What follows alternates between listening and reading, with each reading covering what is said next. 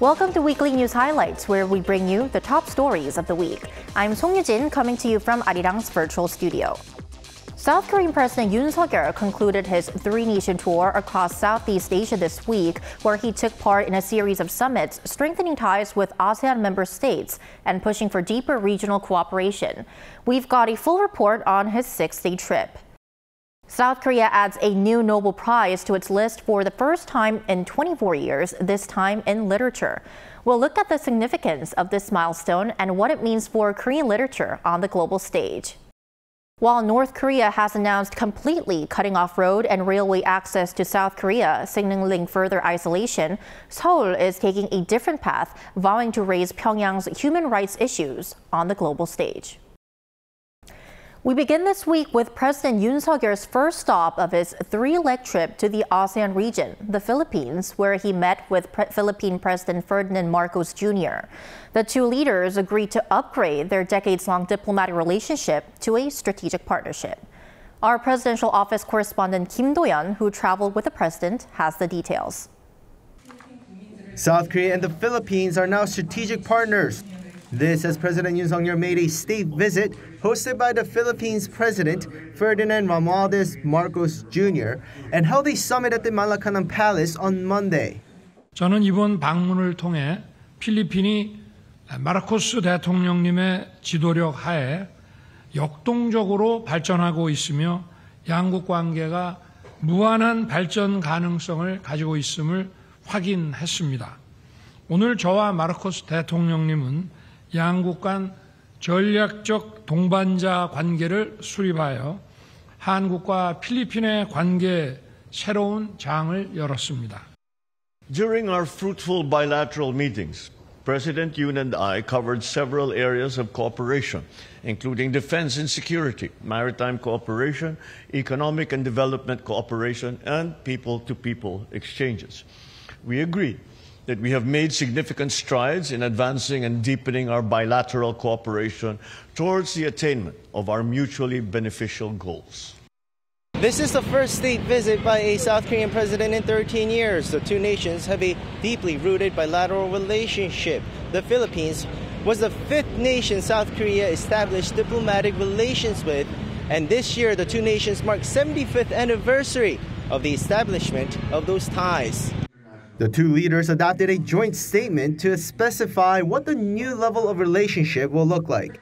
The detailed document listed specific cooperation beginning with political relations to cooperation in security, economy, and civilian exchanges. The two leaders, among many different aspects to a detailed plan of action, highlighted security cooperation amid the two nations needing international support for their current situations. South Korea faces North Korea's provocations. Philippines has been in contention with China over maritime borders. Yoon emphasized solidarity in the rule of international law. 이러한 차원에서 양국은 남중국 해상 규칙에 기반한 해양 질서의 확립과 국제법 원칙에 따른 항행 및 상공 비행의 자유를 위해 계속 협력해 나아가기로 했습니다. While the Philippines leader acknowledged solidarity against North Korea's provocation and support for Seoul's efforts to denuclearize and make peace on the Korean peninsula. I welcome the Republic of Korea's efforts to promote peace and stability in the Korean peninsula. The audacious initiative and the August 15 unification doctrine are important efforts in this regard. In addition, the two leaders agreed to expand the size of joint military exercises, while South Korea's defense industry will support the Philippines' efforts to modernize its military further. Meanwhile, the top office says as South Korea will establish a comprehensive strategic partnership with the ASEAN when Yoon arrives in Laos for a summit in a few days. Elevating the ties with individual members like this is crucial. President Yoon is set to stop by Singapore from Monday to Wednesday before getting to Laos for the summit this week. Kim Do-yeon, Arirang News, Manila. And President Yoon's second destination was Singapore. There, South Korea and Singapore signed a groundbreaking supply chain partnership agreement. Once again, our Kim Do-yeon breaks down the key outcomes of this meeting. South Korea and Singapore have agreed to strengthen economic cooperation in light of President Yoon Suk-yeol's state visit to the Southeast Asian nation. On Tuesday, Yoon and Prime Minister Lawrence Wong held a summit at the Parliament House agreeing to a number of areas of cooperation, with supply chain response cooperation being the most notable. 이번에 체결된 양국 간 공급망 파트너십 약정을 기초로 바이오, 에너지, 첨단 산업 분야에 공급망 협력을 강화하고 공급망 교란에도 함께 대응하기로 했습니다. The supply chain partnership arrangement, according to the top office, is a bilateral upgraded version of the Indo-Pacific Economic Framework, and it's the first time for both nations to establish such ties.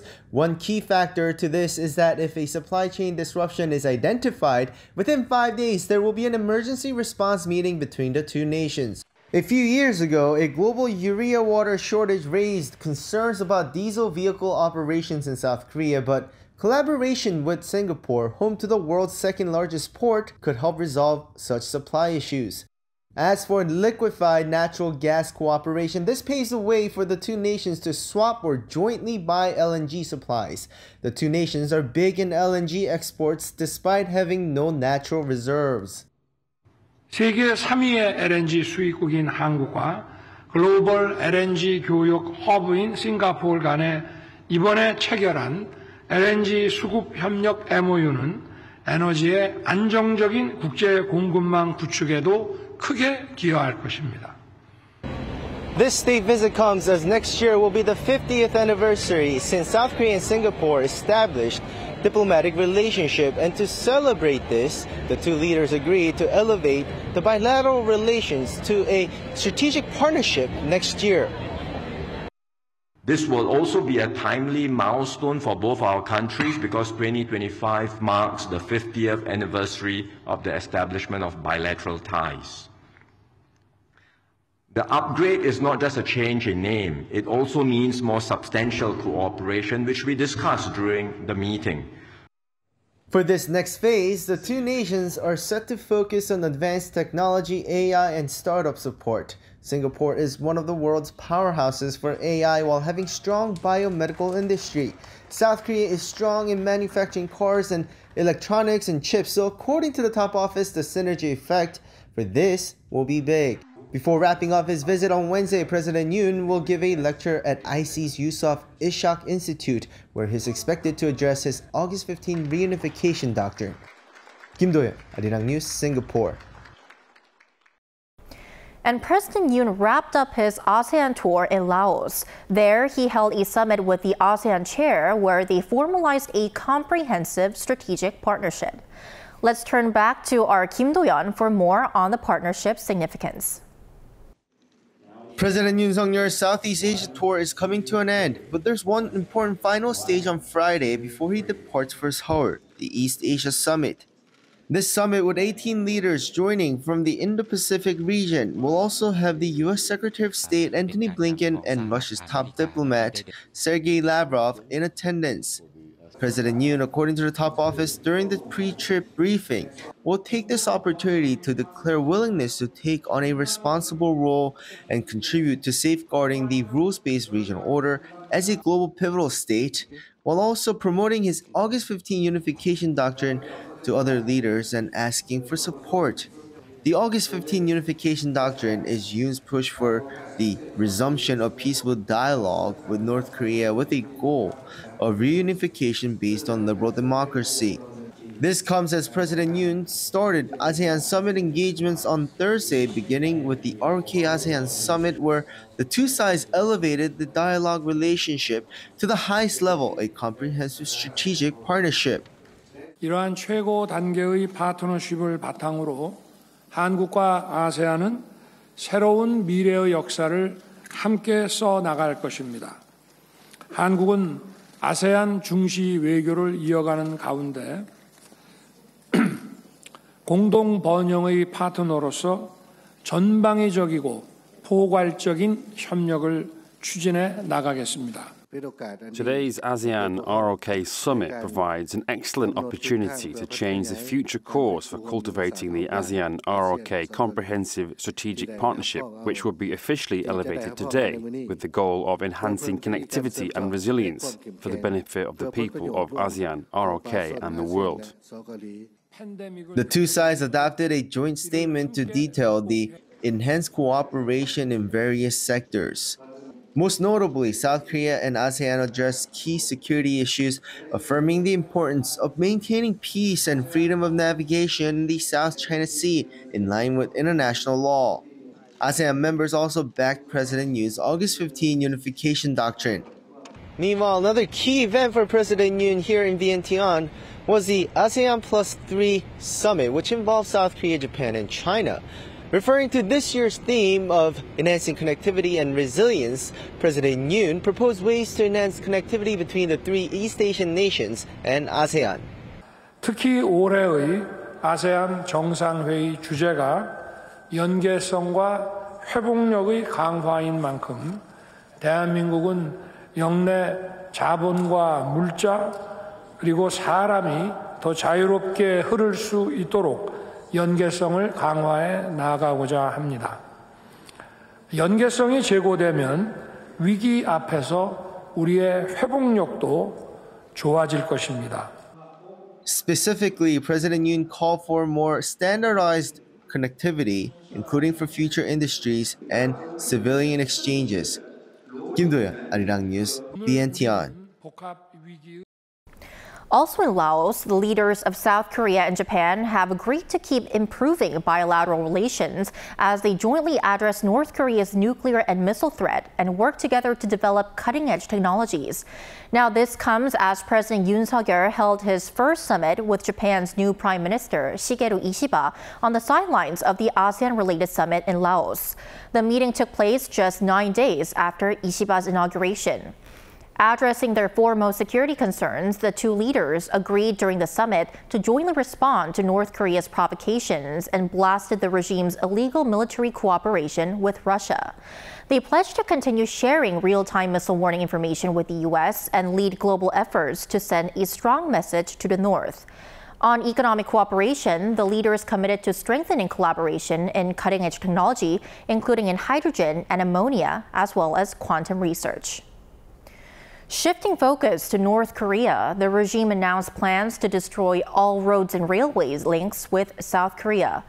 Our defense correspondent Kim Bo-young explains Seoul's response and what this could mean for inter-Korean relations moving forward. Anti-unification and an anti-national act. This is how South Korea's Unification Ministry on Thursday labeled North Korea's move to cut off all roads and railways connected to South Korea. The General Staff of the North Korean People's Army had informed the United Nations Command of its plans to fortify the shared border with the South on Wednesday morning. The report carried by the Korean Central News Agency said that the project will be launched immediately, while adding it aims to permanently shut off and block the southern border with South Korea. This move is part of North Korea's efforts to pursue a two Koreas policy, as the regime's leader Kim Jong-un vowed not to seek reconciliation and unification with the South at a year-end party meeting in December. Pursuing the two Koreas policy should be done in two parts, amending constitutions and implementations. Many thought constitutional revision would come first, followed by actions. But it appears that the sequence has been changed. First securing a certain level of justification to persuade, and then making constitutional amendments. The regime convened a key parliamentary meeting, the Supreme People's Assembly, to revise the constitution on Monday and Tuesday, without unveiling whether it removed references to unification, as its leader ordered to do so earlier this year. Kim did not attend the meeting either. The regime's constitution amendment should have big ripple effects, both domestically and internationally. Considering that, it seems North Korea has decided to see if the situation, including geopolitical landscape, changes, as well as the outcome of the upcoming U.S. election, before revising the constitution. While the Unification Ministry called the regime's move to block the border an act that dampens aspiration for unification by people in the two Koreas, The Joint Chiefs of Staff said the South Korean military will not overlook any action by the regime to unilaterally change the status quo. It also vowed to overwhelmingly punish not only the very source of the provocation, but also both supporting and commanding forces. Kim Bo-kyung, Arirang News. Turning to the Middle East, Monday marked 1 year of the Israel-Hamas war. Our Kim Bo-kyung has a timeline of key events and major developments since the conflict erupted on October 7th, 2023. Over 40,000 deaths and 90% of the Gaza population, amounting to 1.9 million displaced. These are the numbers that are left from the war, with it already being 1 year since the Palestinian militant group Hamas launched an unprecedented attack on Israel from the Gaza Strip. Though devastating it had been throughout the year, experts say there were key dates of the conflict this year that made this war spill into neighboring Lebanon. In May this year, U.S. President Joe Biden called on Hamas to accept a ceasefire proposal of 3 phases, backed by other countries such as Qatar and Egypt. In July, however, as Fuad Shukr, known to have been the right-hand man of Hezbollah Secretary General Hassan Nasrallah, got killed in an Israeli airstrike, and the head of the political bureau of Hamas, Ismail Haniyeh, died after having attended the swearing-in of Iranian president, ceasefire talks lost momentum. In September, Israel confirmed the deaths of 6 hostages found in the tunnel complex under Gaza, sparking protests across Israel with anger directed at Israeli Prime Minister Benjamin Netanyahu and his cabinet for failing to secure a hostage deal. One expert says this, in part, led to Netanyahu reaffirming his will to wipe out Hamas and weaken Hezbollah for the sake of his political career and to end the war. Ever since the war began on October 7th, Israel's 2 goals were to wipe out Hamas and save hostages. And for that, it is necessary to target Hezbollah to some extent, as they have helped Hamas to have force. That is why military operations are currently being carried out in southern Lebanon, aimed at weakening Hezbollah. Given that Israel targeted Hamas and Hezbollah are Iran-backed, concerns are mounting about whether the conflict would lead to a full-fledged war between Israel and Iran. Experts say Iran would not be willing to engage in an all-out war, as it does not have the capability to do so, making it Israel's call. Israel is expected to retaliate. The intensity of it and to what extent Iran can withstand would be a critical factor. This period of time, right until the US presidential election, is the optimal period for Israel, as once the elections are over and a new president is elected, there may be more pressure against Israel, limiting its room to maneuver. Kim Bo-kyung, Arirang News. In more positive news, South Korea's current account was in the black for the 4th straight month in August on the back of booming semiconductor exports. Preliminary data from the Bank of Korea on Tuesday showed that the country's current account balance in August recorded a surplus of $6.6 billion. It was driven by the goods account, which tracks exports and imports of products, logging a surplus and recording a 17th month in the black. Exports amounted to more than $57 billion as semiconductor chip exports rose by over 38% compared to the same month the previous year. Some great news on the cultural front this week. South Korean author Han Kang made history on Thursday by becoming the country's first Nobel Prize winner in literature. Lee Seung-jae has more on what her achievement means. South Korean author Han Kang has been named the 2024 Nobel Prize winner in literature. The Nobel Prize in Literature for 2024 is awarded to South Korean author Han Kang for her intense poetic prose that confronts historical traumas and exposes the fragility of human life. Nobel Committee member Anders Olsen praised her work, saying that Han has a unique awareness of the connections between body and soul, the living and the dead, adding that her poetic experimental style has become an innovator in contemporary prose. The 53-year-old becomes the first female Asian to win the Nobel Prize in Literature, and just the second South Korean to become a Nobel laureate. Former South Korean President Kim Dae-jung was awarded the Nobel Peace Prize in 2000. During a foreign interview with the Nobel Prize Committee upon hearing the news, Han said she was so surprised and honored. She added that all the books she has read since childhood have been a source of inspiration for her. When asked to recommend a work of hers to first-time readers, she chose her most recent novel, We Do Not Part, as well as Human Acts. The South Korean author first garnered international fame after winning the Man Booker International Prize for Fiction in 2016 for her novel, The Vegetarian. 이승재, Arirang News.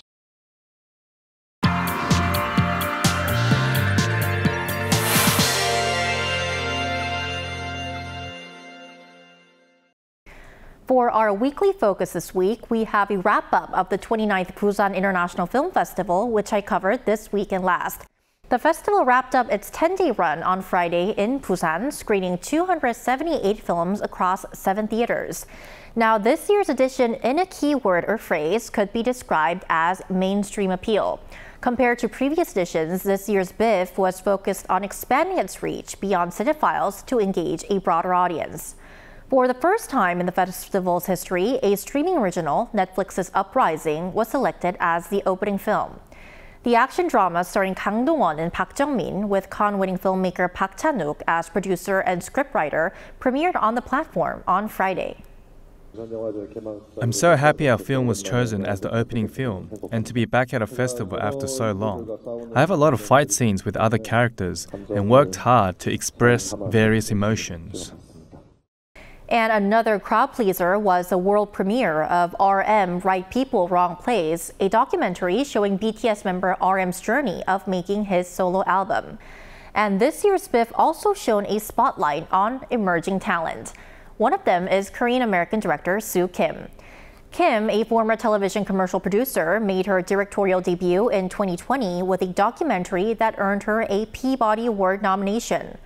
Her film, The Last of the Sea Woman, showcased at this year's BIFF, tells the story of South Korea's female divers, the Haenyeo, a community Kim has admired since childhood. They were so bold and so confident and so fearless, and I just really fell in love with this kind of different version of Korean womanhood that I had seen in them. All the women I could see that were in the ocean looked like harmonies. And she said, that's when she said, this is probably it. I think we're the last generation of the Haenyeo. That's the moment I decided someone has to document this culture before it's too late. Now, Kim's film shows the daily lives of these divers who continue to work well into their 60s, 70s, and even 80s, diving into the sea to harvest seafood and maintaining a tradition they take immense pride in. And another director whose dream came true at this year's BIFF is Yutaka Matsushige, best known for starring in the hit Japanese drama Solitary Gourmet. The film adaptation of the same show, which made its world premiere at this year's BIFF, marks his first appearance as a filmmaker. I always had a passion for cinema because I wanted to make movies.